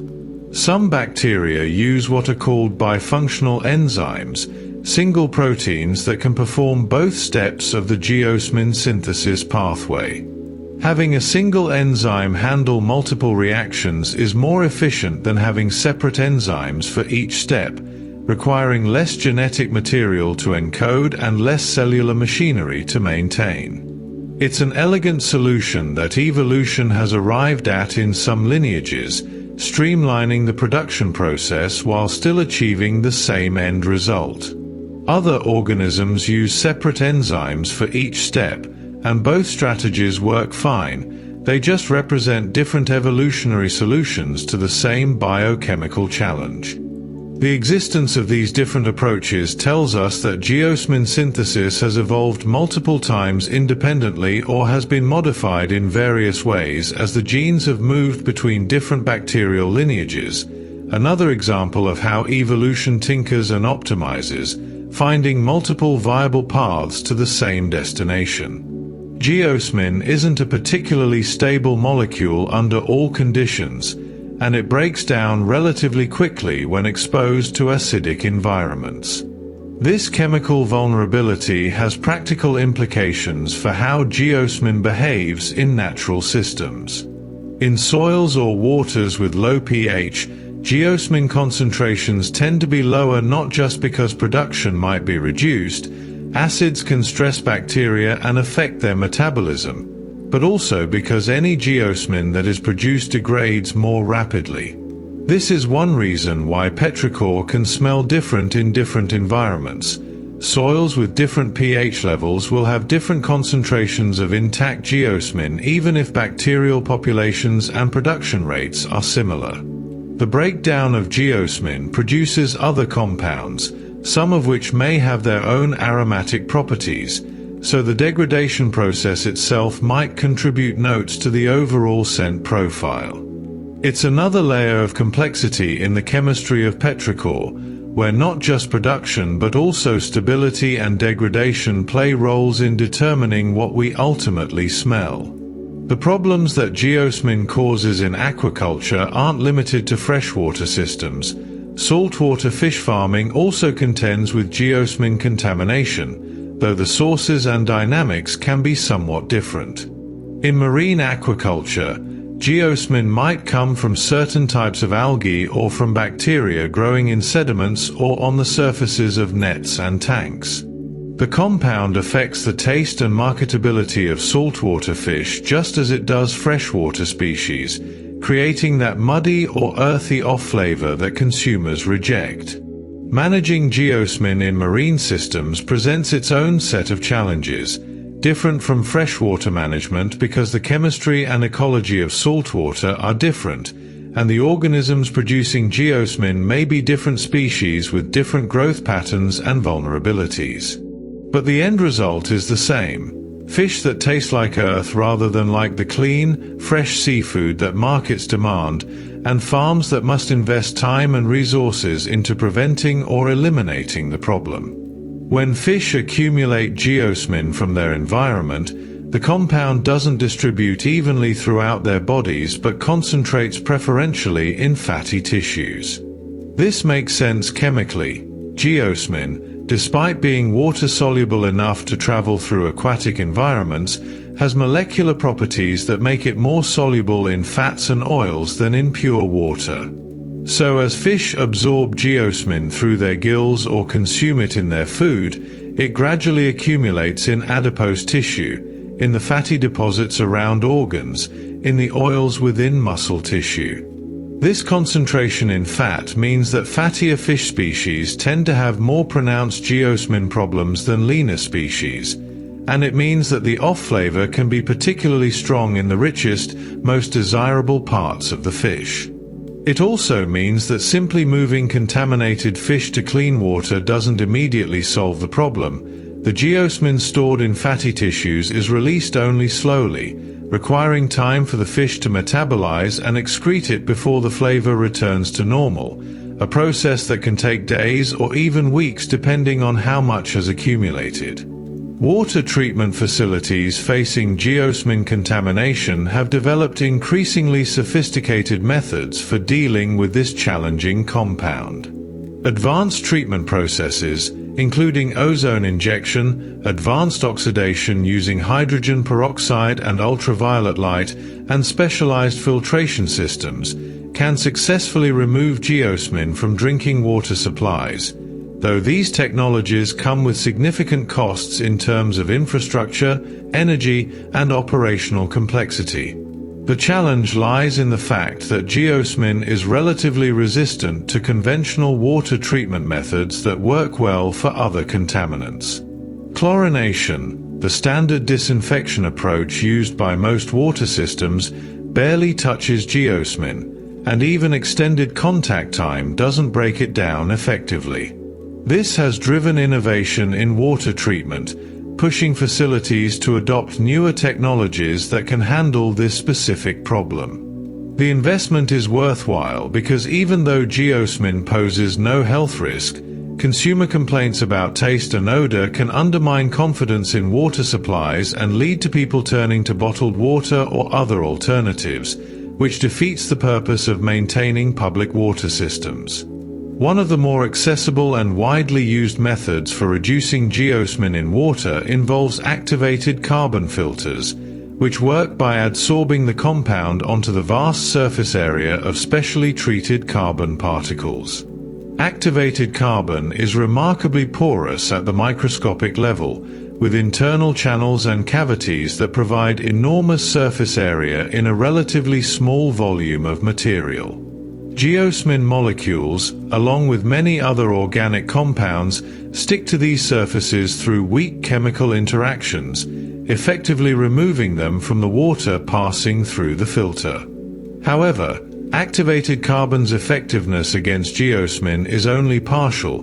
It can reduce concentrations significantly but may not eliminate the compound entirely, especially when geosmin levels are high or when the carbon becomes saturated and loses its adsorptive capacity.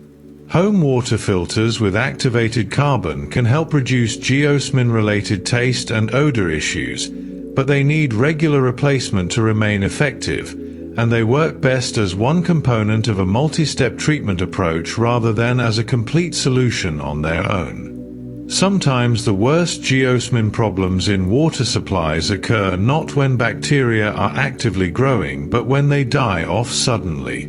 When a bloom of cyanobacteria or Actinomycetes in a reservoir crashes, either due to changing conditions, nutrient depletion, or deliberate treatment with algicides or other control measures, the dying cells release all the geosmin they've accumulated internally. This can create a sudden spike in geosmin concentration that overwhelms treatment systems and creates intense taste and odor problems downstream. These die-off events, sometimes called odor outbreaks, are particularly challenging because they're unpredictable in timing and magnitude, and because they can happen quickly, giving water treatment operators little warning or time to respond. Managing bacterial populations in source water requires a delicate balance, trying to prevent blooms before they start rather than killing established ones, because the cure can sometimes be worse than the disease in terms of the geosmin problems it creates. While we typically think of geosmin as being produced by bacteria and released into the environment, some plants have internalized this capability and produce geosmin within their own tissues. The evolutionary history of how plants acquired this ability isn't fully understood, but it may involve ancient symbiotic relationships with bacteria or even horizontal gene transfer events where plant genomes incorporated bacterial genes. Whatever the mechanism, certain plants now synthesize geosmin as part of their own metabolism, and it contributes to their characteristic flavors and aromas.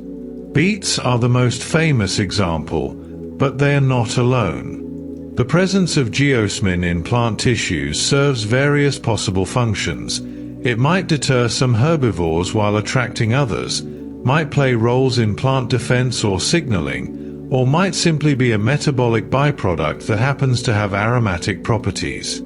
It's a reminder that the boundaries between organisms aren't always as clear as we might think, that chemistry and genetics can flow between bacteria and plants in ways that blur the lines and create unexpected connections. The perception of geosmin in food can be modulated by adjusting pH, and acidity in particular tends to reduce the muddy taste that geosmin creates. This is why some recipes for beets include acidic ingredients like vinegar or lemon juice. The acid doesn't eliminate the geosmin, but it does make it less perceptible or less objectionable. The mechanism isn't entirely clear. It might involve chemical changes to the geosmin molecule itself under acidic conditions, or it might be more about how our taste receptors respond to geosmin when other flavors like sourness are present. Whatever the explanation, cooks have long known empirically that acid helps balance earthy flavors, and this traditional culinary wisdom turns out to have a chemical basis.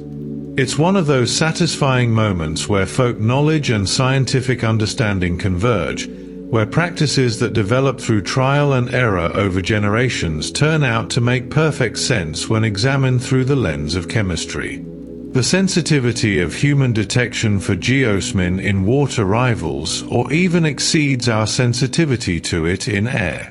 Depending on the study and the individuals tested, people can detect geosmin in water at concentrations as low as 4 to 10 parts per trillion, an almost incomprehensibly small amount. To put this in perspective, if you had an Olympic-sized swimming pool and added a single drop of pure geosmin, then diluted that drop further by a factor of several thousand, people would still be able to taste or smell it in the water. This extreme sensitivity is both a blessing and a curse. A blessing because it means we're exquisitely attuned to detecting potential water quality issues. A curse because it means even tiny amounts of geosmin can make water objectionable to drink. From an evolutionary perspective, this sensitivity probably served our ancestors well, helping them evaluate water sources and avoid waters where certain types of bacterial activity might indicate other problems. But in the modern context of municipal water supplies, it creates challenges because we can detect geosmin at levels far below what most treatment systems can reliably achieve. Those early investigations into petrichor by Baer and Thomas included experimental work that confirmed something farmers and gardeners had long suspected, that the oils released after rain could slow the growth of seedlings. They extracted oils from rocks and soil, applied them to seeds and young plants, and observed the results. The oils inhibited germination and reduced early growth rates, demonstrating a concrete ecological function for these compounds beyond their aromatic properties. This research helped establish petrichor as more than just an interesting smell, showing that it was part of larger ecological processes involving competition, resource allocation, and survival strategies. The inhibitory effects weren't permanent or universally harmful, they were context-dependent and temporary, fading as the oils broke down or were washed away. But they were real and measurable, providing evidence that the chemistry of petrichor had functional significance in plant communities, that it was woven into the competitive dynamics that shape which plants thrive and when. The physics of rainfall plays a surprisingly important role in determining how much petrichor is released and how intense the scent becomes. Raindrop speed, which varies based on drop size and the height from which drops fall, directly influences the efficiency of aerosol formation. Slower drops create more aerosols per impact, while faster drops hit with such force that the aerosol generating process is disrupted. This means that light, gentle rain with relatively slow-moving drops often produces more intense petrichor than heavy downpours with large, fast-moving drops, even though the downpour involves more total water. The optimal conditions for petrichor production involve a sweet spot of drop size and velocity that maximizes bubble formation and bursting at the soil surface. Understanding these physical dynamics adds another dimension to appreciating petrichor, revealing how the mechanical properties of falling water interact with soil chemistry to create the sensory experience, how physics and chemistry dance together to produce something that transcends either discipline alone. When those petrichor aerosols burst into the air, carrying with them the aromatic compounds that create the smell of rain, they're also transporting living organisms, bacteria, fungal spores, and viruses that were residing in the soil. These hitchhikers ride the aerosols into the atmosphere, where they can be carried by wind currents to new locations, potentially traveling considerable distances before settling back to Earth. This process represents an important dispersal mechanism for soil microorganisms, allowing them to colonize new habitats and maintain genetic diversity across populations. For the most part, this aerial dispersal of microbes is harmless or even beneficial, contributing to ecosystem function and microbial biodiversity. But it does mean that the air after rain contains more than just pleasant scents.